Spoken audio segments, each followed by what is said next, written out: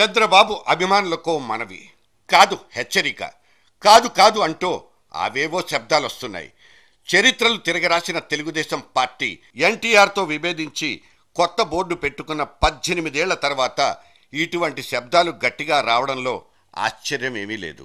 మీకోసం పాదయాత్రతో తన పార్టీ శ్రేణులతో పాటు మొత్తం జనంలో చైతన్యాన్ని, ఉత్తేజాన్ని రగిలించాలనే లక్ష్యంతో 2,500 కిలోమీటర్లు నడిచిన చంద్రబాబు తన 3/4 ప్రయాణం పూర్తయిన తర్వాత తన ఆపరేషన్ సక్సెస్ అయిందని భావిస్తున్నారా? తాను తన అనుచర గణానికి స్ఫూర్తి మిగిల్చానని అనుకుంటున్నారా? ఇవన్నీ స్కానర్ కిందకొచ్చి కూర్చున్న కాగితాలే. సగటు తెలుగుదేశం నాయకుడి బుర్రను తొల్చేస్తున్న సింపుల్ క్వశ్చన్సే. 2014 అధికార పీఠమే లక్ష్యంగా ఈ చంద్రయాన్ సాగిపోతోందని ఎవరినడిగినా అవునని సమాధానం చెప్తారు గాని ఈ చంద్రుడే అధికారం పరమావధి కాదంటూ హిపోక్రాటిక్గా తప్పుకోజూస్తారు. నిజానికి ఈ 63 ఏళ్ల వయస్సులో ఆయన పడిపోతున్న శ్రమను చూసి కృషి ఉంటే మనుషులు రుచులవుతారనే పాట గుర్తుకొస్తుంది. కానీ ఆయన పడిపోతున్న శ్రమను చూసి కిలోల లెక్కన జాలి కూడా పుట్టేస్తోంది. ప్రపంచ దేశాల్ని గెలిచేసి రావాలన్న యావతో చిన్నా చితకా దేశాల్ని గెలుచుకుంటూ బయలుదేరిన నెపోలియన్ తాను గెలుచుకుని ముందుకు సాగిపోతున్న కొద్దీ వెనక సామంతరాజుల తలలెగరేయడాలు, కుట్రలు, ధిక్కార స్వరాల్ని చూడలేకపోయాడు, వినలేకపోయాడు కూడా. ఫలితం ఆయన జైత్రయాత్రే ఓ పెద్ద ప్రశ్నగా మిగిలిపోయింది ఆనాడు. సాపత్యాలు చెప్తున్నామని కాదు గాని చంద్రబాబు తాను పాదయాత్రలో దాటి వెళ్తున్న ఊళ్లలో జనానికి మిగిల్చి వెళ్తున్న జ్ఞాపకాలు ఎటువంటివి, వాటి నుంచి ఆయనకు, ఆయన పార్టీకి వనగూడే ప్రయోజనాలు ఎటువంటివో ఆయన బేరీజు వేసుకోవాలి. చంద్రబాబు రాజనీతి శాస్త్రంలో పట్టభద్రుడే కావచ్చు, పట్టు వదలని విక్రమార్కుడే కావచ్చు, వ్యూహకర్తే, సందేహమే లేదు. అయితే కేవలం ఇటువంటి ఉపమానాలు, బిరుదులతో, భుజకీర్తులతో ఆయన ఉబ్బి తబ్బిబ్బవచ్చేమో గాని ఆయనతో ప్రయాణం చేసిన వేలాది మందికి వనగుడే రాజకీయ ప్రయోజనాల గురించే ఇక్కడ చర్చంతా. సాధారణంగా ఏ రాజకీయ నాయకుడు తన భవిష్యత్ పట్ల ఉన్న అభద్రతా భావాన్ని జనంతో పంచుకోలేడు, కనీసం ఆంతరంగికులతో కూడా షేర్ చేసుకోలేడు. మంచినీళ్లలా డబ్బు ఖర్చు చేస్తూ ఒక ఫుల్ టైం ప్రొఫెషనల్గా రాజకీయాల్లో ఎదగాలంటే ఎన్నో ఏళ్లు పకడ్బందీగా ప్లాన్ చేసుకునే తీరాలి. జనంలో మంచి పలుకుబడి సంపాదించుకోవాలి, మీడియా దృష్టిలో ఉండాలి. అన్నీ ఉన్నా తాను నమ్మి నడుస్తున్న పార్టీ నాయకుడి దృష్టిలో కూడా ఉండాలి. ఆ తర్వాతే టిక్కెట్లు, ఎన్నికలు, పదవులు ఏవైనా. ఈ లాంగ్ టర్మ్ ఇన్నింగ్స్లో టెస్ట్ మ్యాచ్ అనబడే పరీక్షలకు నిలబడ్డం కంటే 2020 మ్యాచ్లకు ఫిక్స్ అయిపోయే పోగాలపు రోజులు కూడా వచ్చేశాయి. కనీసం పంచాయతీలో వార్డు మెంబర్గా కూడా ఎన్నికవ్వకుండానే నేరుగా ముఖ్యమంత్రి పీఠానికే గురి చూసి ఎరలేసే రోజులు వచ్చేశాయి. అటువంటి పార్టీలు, వాటిని ఆసరా చేసుకున్న వ్యక్తులు జనంలో తిరిగేస్తున్నారు. దురదృష్టం ఏమిటంటే అందరి లక్ష్యం అధికారమే కావడంతో దానికోసం అరులు చాచే పోటీదారులే ఎక్కువైన ఒకానొక భయానక పోటీ ప్రపంచం ఇది.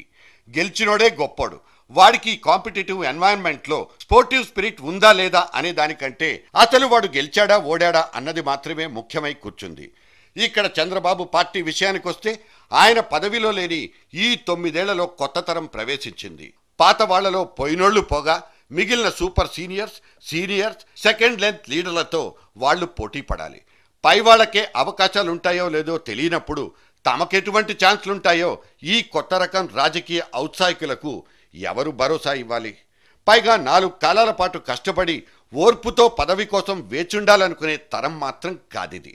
రాత్రికి రాత్రే ఫలితాలు రావాలని, దక్కకపోతే పక్క పార్టీ వైపు దూకేయాలనే ఆత్రగాళ్లే ఇప్పుడు ఎక్కువ, ఇక్కడెక్కువ. ఇక పార్టీలన్నీ పేరుకే సిద్ధాంతాలు, లక్ష్యాలంటూ వల్లవేస్తాయి తప్ప ఇవాల్టి రోజున అధికారం సంపాదించుకోవడానికి కోసం ఎలక్షన్ల నాటికి చిత్ర విచిత్రమైన పొత్తులతో కత్తులు తీసి పక్కన పెడుతున్నప్పుడు ఈ జనరేషనోడికి నీతులు వల్లించే హక్కులు ఎక్కడి నుంచి వస్తాయి? ఇవన్నీ అన్ని పార్టీలకు ఉన్న సమస్యలే. అయితే ప్రధాన ప్రతిపక్షంగా ఉన్న తెలుగుదేశానికి మాత్రం ఒక భయంకరమైన సమస్యది.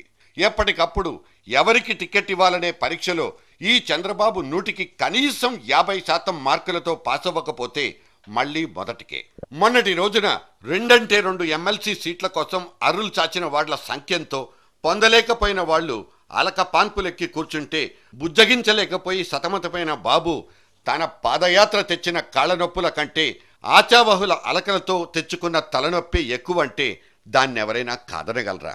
తన చుట్టూ ఉన్న కోటరీకే బాబు లొంగిపోయాడంటూ ఆయన మీద వినిపించే విమర్శకు ఆయన దూరంగా జరగాలని అనుకున్నా అదంత సులువుగా సాధ్యపడిపోయే వ్యవహారం కాదనేది అక్కడ అందరికీ తెలిసిన వ్యవహారమే.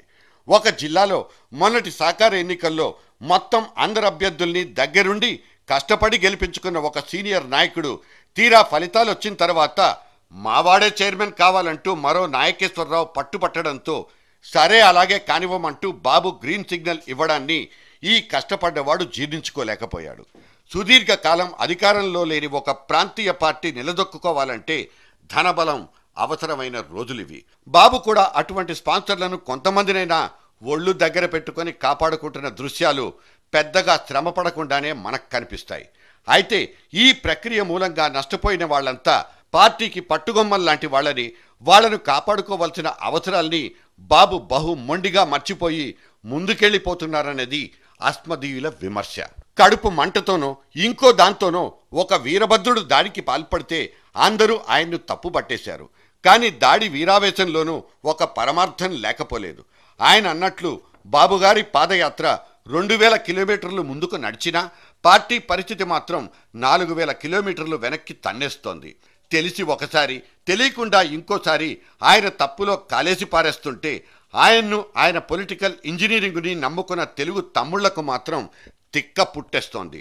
మా బాబుగారు చేసిన తప్పునే మళ్లీ మళ్లీ చేస్తున్నారంటూ అంతర్గతంగానే కుమిలిపోతున్న క్యాడర్కు పాదయాత్ర కాదు, ఇక్కడో ఓదార్పు యాత్ర కావాలి. పార్టీ పొడవునా ఒక ప్రక్షాళన యాత్ర కూడా కావాలి.